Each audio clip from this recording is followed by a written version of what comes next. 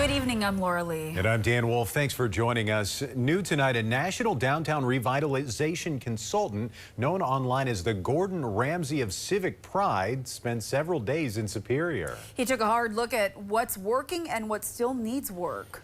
Northern News Now's Kyrie Johnson spoke with the consultant. Kyrie, what did he say the city's doing right, and where does he see the biggest opportunity in the city? Yeah, Dan and Laura. So last week, Mayor Payne invited that urban revitalization specialist to assess Superior. And what he found here was a mix of some strong areas where the city can really build on that, and also some clear areas where there's room for improvement. Jeff Sigler, founder of Revitalize or Die, says he helps cities set priorities to get stronger and healthier.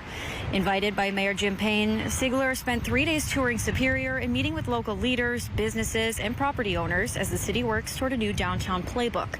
He says Superior's walkable neighborhoods and access to the outdoors are a major strength, but notes there are underutilized resources in downtown buildings that could benefit the community if they were in use.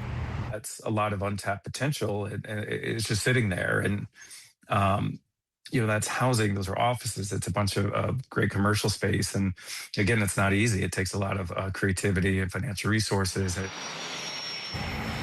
Mayor Payne says downtown revitalization is already a priority, with council funding a downtown playbook to guide its work. Siegler says the next step isn't more talk, it's action.